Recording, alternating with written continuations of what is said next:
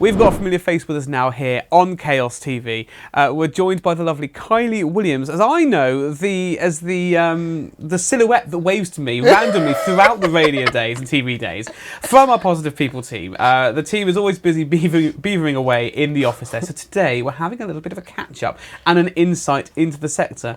Well, I can actually see you now in full colour for the first time in ages, rather than the darkness of the cafe that seems to be when you're in the TV studio. Hello. Hi. Thanks for coming on. You're welcome for the I love how comfortable you've got in here. I wish I could get comfortable like you on the sofa like that. If I tried and squeeze myself and get my legs crossed, it's not going to happen. It's not a sight that we want to see.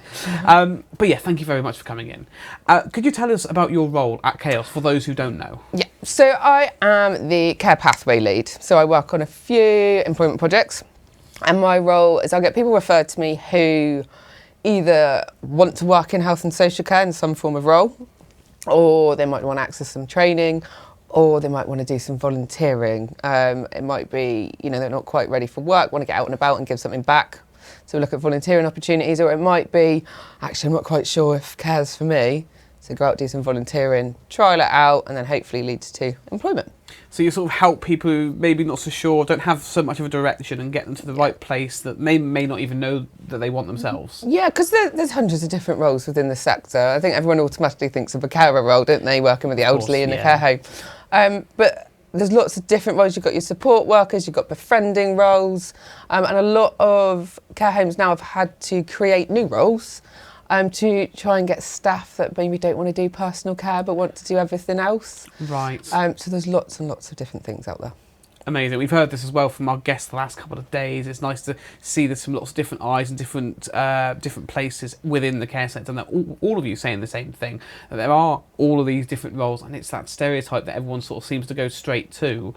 Actually, it's like the tiniest part of care, isn't it? Yeah. Yeah, and it is such a tiny part, and I think it's just go and try it out. Go and go and do a day's volunteering or something in a camp and go get a feel for it. Yeah. Everyone, I think you build up a view in your head of what you think it's going to be like, and actually, it's completely different. Like I've seen some of the homes the last few weeks, they've been having Jubilee parties. I was talking to someone from Care Now earlier, one of the Cornwall care homes. We're having a superhero party tomorrow. So there's lots of fun stuff that happens as well. Funny you mentioned Care Now. We had I can't remember his name now. Andrew. But Andrew, that's it. We had him on yesterday talking. Yeah. Brilliant, absolutely brilliant. I love it when all these groups actually work together. He actually said as well that we need these groups to work together. Or I said, what's the point? There's no point in trying to hoard staff or money. It doesn't help everyone. Yeah, because I think it was a couple of weeks ago. Someone emailed me and said, "Have you heard of Care Now?" I was like, "No," and I was like, and me and Andrew actually had a meeting. I think that was the week before last. Because it's literally, obviously, it's brand new, isn't it? And I was like, do you want to come on Chaos TV? Why not? Why not? I think it's a brilliant project. I've actually referred one of my participants to them. Amazing. And they've been amazing. Referred yesterday. They're going to go to the home tomorrow to find out what opportunities, what role would be best for them. And then, just waiting for the DBS then. Perfect. Yeah. So your role, as you said, care pathway lead. How did you get into this role? So it's a bit of a long journey. You've got quite a bit of time, so you feel free to take as long as you want. Okay, so when I was a teenager, I didn't know what I wanted to do in life, like most people don't.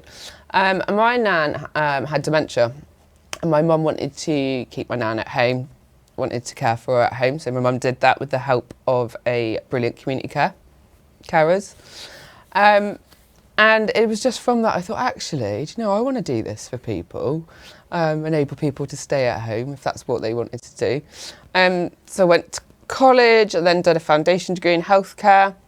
And then I didn't know what I wanted to do my third year in. Thought I wanted to be a social worker. Glad I didn't go down that route.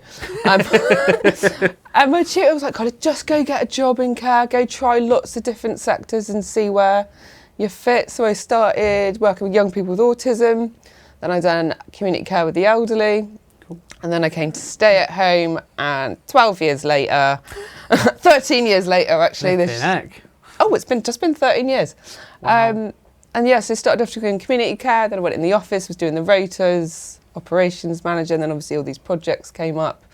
And I moved into a role where I try and inspire people to go into the sector.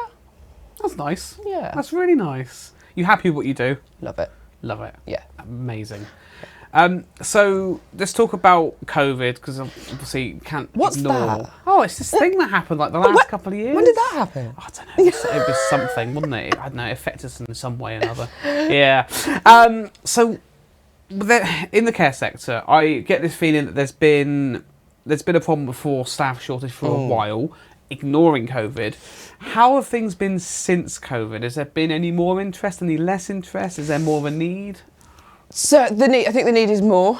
It's increased. I found, so before COVID, I was probably working with about 40 to 50 participants across who does works and positive people that wanted to work in health and social care. That's massively dropped. Oh. Massively dropped since COVID. Don't really know why. I think maybe, people have gone to work in different sectors. I think a lot of staff that were originally in this sector, have got burnt out because they've done such an amazing job throughout COVID. Maybe it's time for them to try something else. But yeah, the need is probably more than it was before COVID. Just a random thought for me. Do you think maybe that there's staff joining and there's staff leaving because the staff that are joining are seeing there's so much need for extra workers, and there's so much work they're having to do? It's almost like we need an influx suddenly so that no one feels overwhelmed, doesn't feel the need to leave. That's just a sort of... It's a bit of a, because there's lots of sectors that are struggling for the moment. Obviously, hospitality is struggling as well. Yeah. And it's kind of like everyone's out trying to fight for people to come and work. Like, no, this sector's better. Like, no, this one's better. Yeah. But I think there's a general struggle everywhere. And I think, like you were saying, like Andrew was saying, it's about everyone within health and social care working together to try and tackle the recruitment. So how do we go about that? How do we engage people in the sector? Obviously, we had the Chaos bus going a little while back now. That was Feels great like fun. such a long time ago. It was really good fun though. I loved it, and that got people talking, and that got a few people interested as well. Yeah. What can we do to get people interested? I don't know. So I was thinking about doing another event, but I don't really know what to do. Like, if anyone's got any ideas, call us. I liked the bus. I think maybe we could have done that in more places. But yeah, there's something, needs to be quite creative in what we do. One thing that I know I am doing through Chaos Cares is trying to tackle and get out there and talk to the younger generation. Right, okay. Because that's where, they're coming up, they're young, and it's looking at career progression. So a lot of them want to become nurses or paediatric nurses, that kind of thing. And it's building their, the confidence in their journey. So maybe starting off, caring in a home, building up your skill set. So yeah, we're going out so we're linked in with Truro College. I'm out working in schools with the health social care students in schools, trying to help them get placements. Obviously got to do their work experience and kind of nurture them on that journey from that age. Got you. Do you find there's much of a pickup from the younger people? Is there many younger people trying to get into care? Yes, so I don't have obviously the figures for this September coming up, but there was a couple hundred just in Truro College. Oh wow. I can't remember the exact figures, that was flashing, but yeah, we was up in the 200-300 mark. That's really good. Yeah. So do you feel like it's something that young people are put off by, or do you think I think back, I hate this phrase, back when I was younger, that one hurts a bit. If I don't know any of my friends or my fellow students that were thinking about going into care. It didn't seem like something that was an obvious choice. Do you think it's something that seems to be increasing these days? I don't really know. I'm just trying to put you on the spot. Though. Yeah, thank you. I think the thing is as well, there's so much kids can do nowadays. Like, I'm working with a range of students. Some of them want to do 3D printing. Some of them want to be a paediatric. That's like, there's such a wide choice out there now. Someone was trying to talk to me about coding the other day. I was like, I don't know what that is. I'll help you with that if you want. But yeah, there is interest, but I think this is the age group where it needs to be nurtured, needs to be support, and I think it has been difficult for a lot of students. They weren't able to do their work placements because of COVID, so now there is a massive influx for that. So let's talk about now just any age range, any group of people. There's obviously, we talk about the stereotype or the stigma of what people think of care. Give me a little sort of a rundown of the actual opportunities there are for people who might be interested, because there's a lot, isn't there? So, it's funny you say this. So I was talking to Jules from Care Now. Oh, yeah? About the referral I made. And she was saying, so they're looking for a volunteer up in the Callington area, I believe, to go and play PlayStation with someone. I was like, I'm sorry. Hey, yeah, sign me up. So I think it was a young lad who has had a brain injury or something in one of their homes, and they're just looking for someone to like the befriending role to go and play PlayStation. They're looking for other people to take people out to the pub, because obviously the carers that are working in the homes, they need to prioritise, the immediate needs. So they're looking for volunteers to go and take people out and do the fun stuff.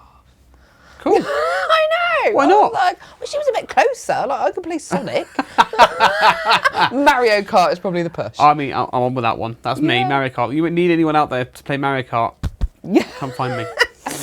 But there's lots out there. So some care homes are looking for people to help within the kitchen roles, cleaning, support their activity coordinators. So like I was saying at other home, when they're having like Jubilee parties, it's the activity coordinators that are planning all of that.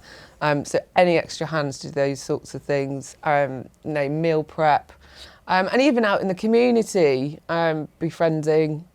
I think they also say, people are looking for drivers to take people out to do a bit of shopping that maybe the carer can't do. Yeah. So anything really, like if you've got any skills, interest, like even if you've just got an hour a month. If you're good at Sonic, and get if involved. you're good at Sonic, yeah. Just anything, just get in touch or contact your local care home, whichever. There's plenty out there, and there's definitely plenty of jobs. Fantastic. So can we talk about positive people? What can positive people offer people? So positive people is for, I'm sure everyone knows this already, anyone who is between 18 and 65 who is unemployed. All right. If someone is NEET or at risk of NEET, we can take 17-year-olds on. And it is to support people into employment or training or searching for work in whatever area they choose. But along the care side of things, it's about helping people explore the different roles, see what opportunities are out there. Maybe go visit a care home if some care homes are, depending on the care home, if they're allowing that at the moment. Do a bit of volunteering if you want, or I can help with doing the application forms, interview prep, all of it really, through the whole journey until you're settled into your job. Brilliant. I'm going to say, it's not something that you just say, right, it's time for you to get a job, go and find a job. No. You guys will take your time with the people, won't you? Because I know a couple of people who have been through successfully and doing very good in their respective roles where they are now. Yeah. And you take your time with people so that the people on the programme are comfortable by the time that they actually get to a point of even thinking about going for a job, don't you? So it's about going at that person's pace. I've worked with a couple of people that really struggle with anxiety. So new people, new places, took a little bit of time. So, maybe do a little short visit. And then when they got into that position, they absolutely loved it. But yes, just gentle, slowly and gentle. And as well, people were saying to me, oh no, I can't go work in a care home because of my mental health. And I was like, well, you're going to work with the best people because they're genuinely lovely, caring people. So they're going to understand that maybe you need a bit more time or things explained a little bit more. Yeah. I do love it. I hear a lot of good success stories from positive people, and it's always nice to get a chance to chat about it. So let's talk about you. What else have you been up to? I'm really glad I wrote those notes now. Oh, notes? We've got notes here. We don't have any notes anywhere. What else have I been doing? So with Who Does Works, we went down to the Pride event in Penzance. I can't remember that, was it? It was a couple of Saturdays ago. Wow. It was hot. I didn't realise how hot it was. I got sunburnt. Wow. But it was a great atmosphere. Lots of people and lots of people wanting to find out about Who Does Works, have a chat about care. It was really good. So that was a good day. And I may or may not have ate too many sweets. Too many sweets? Do we need to stage an intervention? No, it's fine. I'm off them now for a while. It's fine. I'm off them now. Yeah, I'm off honestly, them. I'm not bouncing around the room at all. Honestly.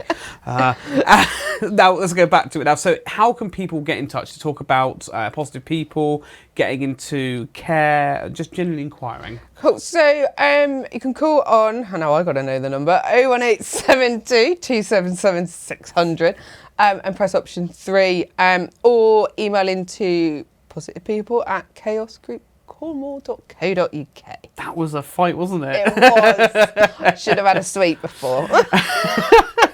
Just one last question. What would you say to anyone who's thinking about, thought about care in the past, or thinking about it, not quite sure, maybe a bit nervous about it? What would you say to those people? I would say give us a call, have a chat. Like, obviously the projects I work on are for people unemployed, but like I said, we're all working together. Can have a chat and maybe direct you where to go. Like, there's Proud to Care. They've got a website with vacancies listed on there. I can link you in with Care Now if you was thinking about volunteering. But like we said before, it's about everyone working together and signposting and having conversations. Well, thank you very much for that, Kylie. It's lovely actually to have a chat with you. Because, like I said, all I ever get is in the radio studio. It's like, I can see a black silhouette. I'm sure that's Kylie over there. Yeah, I like to wave. You do like to wave. Yeah. Always at the best moments for me. It's like I'm right in the middle of a guest talking. I'm like, yes. Yeah, no, I purposely aim for that. Thanks. Very kind. Professional as always. I was like, here, he looks Chaos. busy. I'll do it now. Thank you so much for coming in, taking the time to talk about your role, what you do, and obviously the care sector as well. We're going to keep banging on about it until we can sort something out. It's really great what you guys do, and I appreciate you taking the time to come and talk to me. Thank you.